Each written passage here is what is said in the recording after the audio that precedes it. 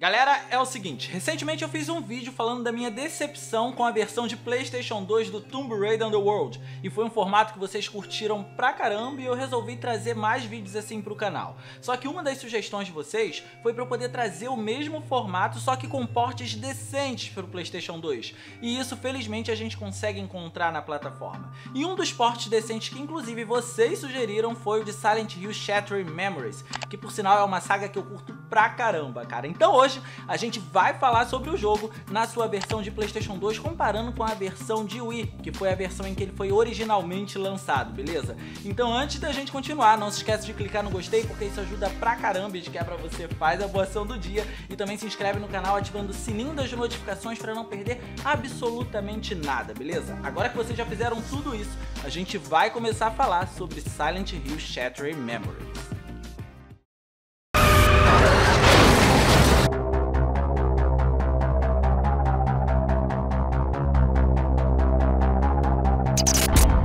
Glad you came. Just turning up shows your commitment to the process.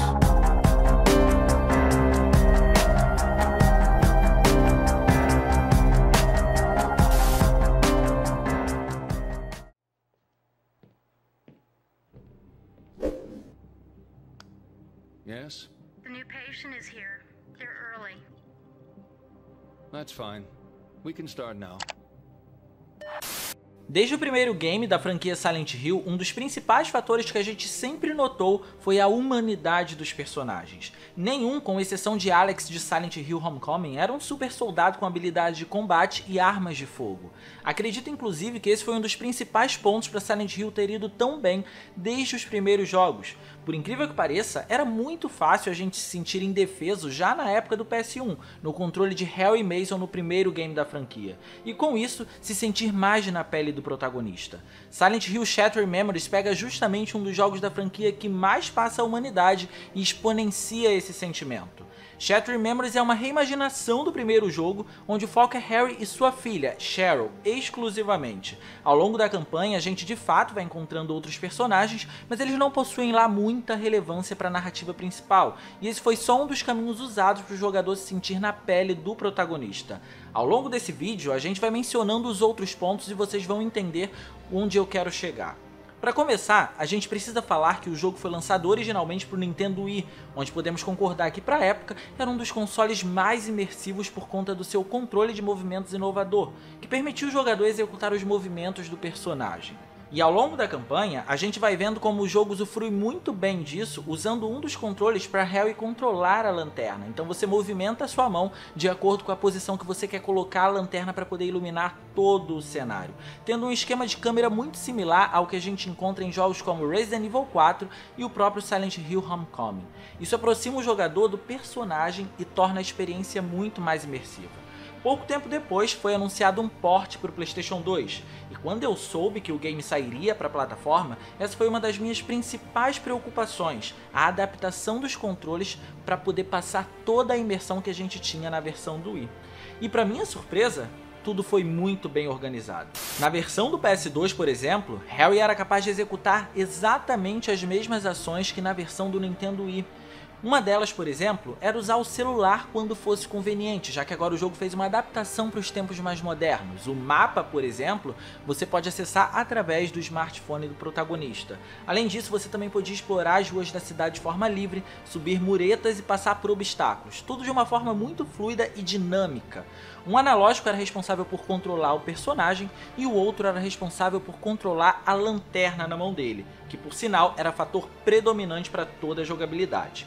Como Harry se movimentava de forma muito mais realista, andar pelos ambientes sem a necessidade de correr, com o intuito de explorar cada canto deles, não era um problema em nenhuma das versões, nem no Nintendo Wii e nem no PlayStation 2. Harry não era um personagem travado e andava em uma velocidade consideravelmente boa. Você podia explorar todo o cenário sem menor problema só andando com o personagem, sem sair correndo como um desesperado, como a gente costumava fazer nos jogos antigos da franquia. Explorar os ambientes era muito satisfatório. Como era uma das poucas coisas intencionalmente a serem feitas dentro do game, isso foi importante para a gente poder encontrar uma campanha satisfatória. E é claro, o fato do jogo não ter foco nos combates acaba criando uma humanização ainda maior para o protagonista, porque ele é um ser humano comum como qualquer outro, sem habilidades especiais e coisas do tipo. Isso acaba acarretando no vínculo que a gente consegue criar com ele, se sentindo literalmente na pele de Harry Mason procurando desesperadamente pela filha dele. Por diversos trechos do gameplay você percebe que ele tá gritando pelo nome dela na expectativa de que ele vai encontrá-la, o que nem sempre acontece. Isso é muito interessante, né? Cheryl? Cheryl! Cheryl! Um outro ponto muito interessante é o fato de você conseguir aplicar um pouquinho de você nas sessões com o psicólogo. Como as atividades são completamente interativas e dinâmicas, você pode responder o que você responderia em uma sessão sua com o seu psicólogo, e isso acaba afetando o gameplay e também deixando um pouquinho da sua marca em Harry Mason. Então a psicologia interativa desse jogo é muito interessante. We take this at your pace. We go back to the start. Understand what happened. A perspectiva de Shattered Memories é completamente diferente do que estávamos acostumados na versão do game de 1999 para PlayStation 1.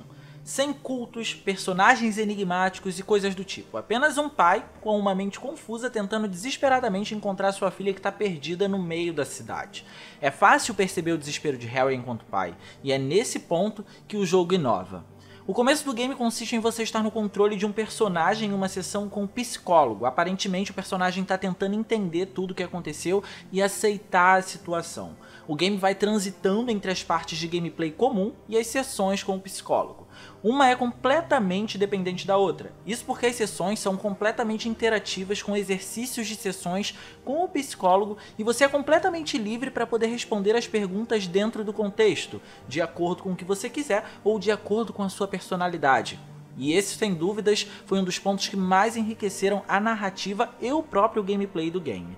Isso pode alterar inúmeras coisas. Para começar, podemos dizer que no gameplay comum, Harry vai se comportar de diferentes formas com as pessoas que vão cruzar o seu caminho, assim como também vai interagir de forma diferente com o cenário em si, enquanto o gameplay vai rolando. Tudo vai depender da escolha que você for fazendo nos exercícios com o psicólogo. É interessante como o conceito de você ser o protagonista foi levado às alturas aqui, e sem medo de ousar. As possibilidades são inúmeras e isso aumenta muito o fator replay. Cada um vai ter uma versão da policial Sybil ou do protagonista do jogo, Harry, porque as escolhas são muito particulares, cada um vai ter a sua. O único ponto em comum que todos vamos ter é que Harry vai procurar pela filha desesperadamente, independente das escolhas feitas por você, porque é isso que um filho espera que um pai faça. E seguindo essa expectativa do ponto de vista do filho, é que o game faz um desfecho fantástico e surpreende muita gente. Mas eu não vou dar spoiler, vocês joguem para vocês descobrirem do que eu tô falando. Mas é apenas sensacional. Podemos dizer que Silent Hill Shattered Memories tem uma narrativa muito bem contada que aproxima o jogador independente da plataforma, mas não para por aí. Mas olha, eu preciso confessar pra vocês que eu não tava com muita expectativa pra esse port, isso porque eu já tinha sido decepcionado com a versão de PlayStation 2 do Tomb Raider Underworld. Inclusive, se você não viu o vídeo ainda, você pode assistir clicando no card aqui, beleza? Mas acontece que felizmente eu dei uma oportunidade pro jogo e me surpreendi, ainda que a Konami não tenha feito muita publicidade pra ele. Parece que ela não tava levando muita fé no potencial que o jogo tinha. E olha, vou confessar pra vocês que fiquei bem abismado com a qualidade do modelo dos personagens logo no início do jogo. Eu realmente não estava esperando por aquilo.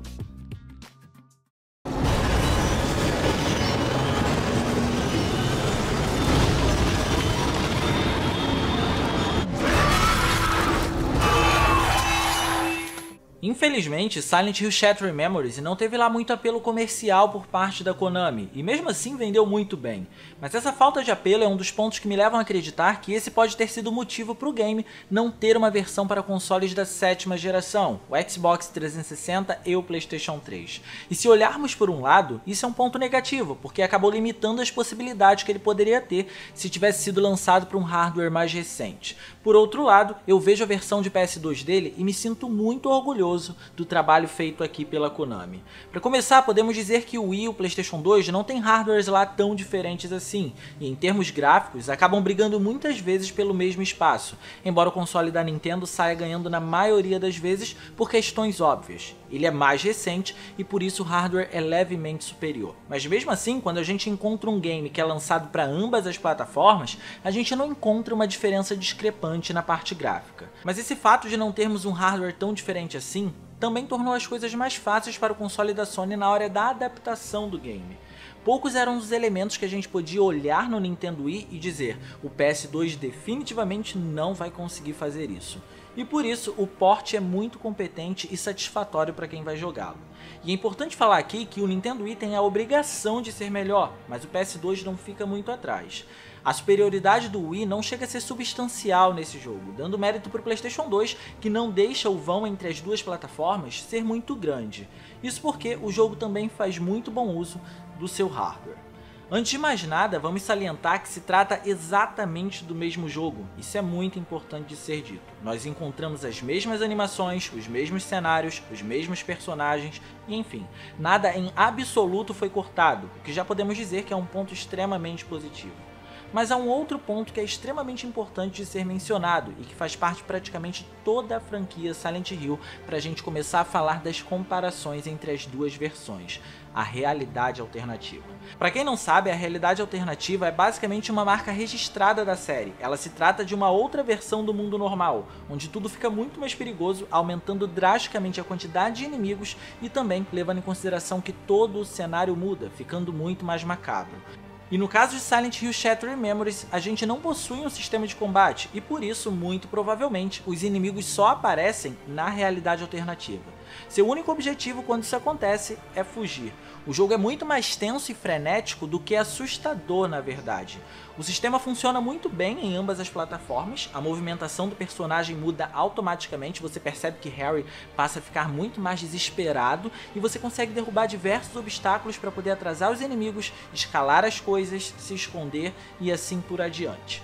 Então, com relação à jogabilidade, a gente de fato não encontra problemas, porque tudo foi muito bem adaptado, muito bem portado. Mas o que eu quero realmente falar aqui é sobre os gráficos e como a transição do mundo normal para o mundo alternativo desempenha um papel muito importante. Isso porque a transição acontece em tempo real e você vê literalmente todo o cenário se modificar. E para ser bem sincero, esse é o tipo de técnica que é difícil até para os consoles atuais. Ver o game desempenhando esse tipo de papel num PlayStation 2 me deixa muito satisfeito. É claro que quando a gente compara com o Wii, a gente encontra diferenças, e eu cito facilmente aqui. Os efeitos de transparência, reflexos, o acabamento das texturas, a geometria do ambiente, as expressões faciais, coisas desse tipo estão melhores na versão do Wii, mas não chega a ser algo que comprometa a versão do PlayStation 2, e esse é o principal ponto que eu acho que realmente eleva a adaptação do game para o PlayStation 2 a um outro patamar.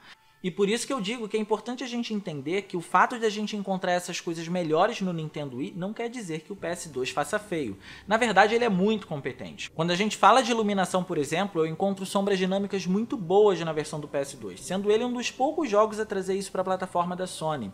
Mas a versão do Wii acaba se sobressaindo pela quantidade de sombras, já que a gente encontra sombras em mais elementos, e também pela qualidade, elas estão menos serrilhadas. Os flocos de neve, por exemplo, se aproximando da lanterna, acabam tendo sombra na versão do Wii, enquanto que na versão do PS2 a gente não vê esse tipo de elemento. E há um trabalho muito melhor na iluminação indireta no console da Nintendo. Basicamente, iluminação indireta é aquela luz que bate em alguma superfície e é refletida para o cenário. Então, qualquer superfície que esteja refletindo uma luz, ela está criando uma iluminação indireta. E esse é o tipo de elemento que a gente encontra no Nintendo Wii, mas não encontra no PlayStation 2. Mas não chega a comprometer a qualidade do game no PS2, então isso acaba sendo perfeitamente natural. Mas ainda assim, só pelo fato da gente ter sombras dinâmicas que se movem de acordo com a posição da luz em um PS2, a gente tem no mínimo que bater palmas para o desenvolvimento desse jogo. Efeitos de iluminação desse porte são características de jogos da 7ª geração. E mesmo assim, os primeiros jogos lançados para um Xbox 360, por exemplo, deixavam a desejar em alguns momentos quando a gente fala de iluminação, tá? E um outro ponto que a gente precisa mencionar a superioridade do Nintendo Wii é com relação ao Draw Distance. Para quem não sabe, Draw Distance é basicamente o quão longe você consegue ver o cenário ser carregado na sua frente. Mas entendam que o fato dele ser superior no Nintendo Wii não quer dizer que acarrete problemas para a versão do PlayStation 2. Isso porque desde o primeiro Silent Hill, os desenvolvedores já implementaram uma técnica para poder burlar esse tipo de problema, que foi a névoa. A névoa não estava ali só por acaso, ela estava ali também para poder esconder problemas de carregamento no cenário, porque para a época tudo era muito pesado.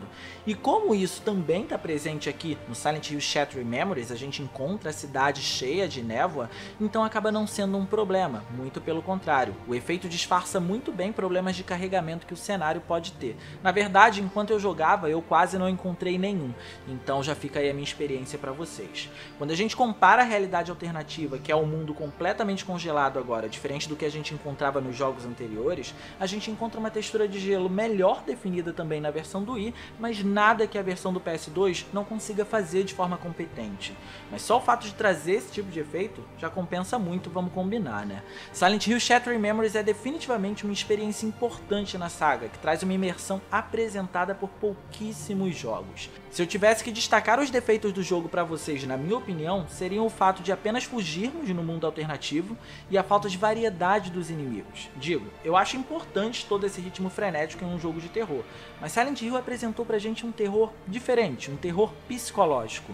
E nesse jogo, isso foi esquecido por completo. A área da psicologia implementada aqui foi completamente diferente. O que não é um demérito o jogo ter ido por essa outra abordagem, tá? É apenas um gosto pessoal. Eu particularmente prefiro o terror psicológico que consagrou a saga. Mas nenhum Silent Hill até hoje conseguiu trazer um personagem que interagisse tão bem com os ambientes e fizesse você se sentir tanto assim na pele dele como o Silent Hill Shattered Memories. Harry é muito humano e é impossível você se esquecer disso enquanto joga.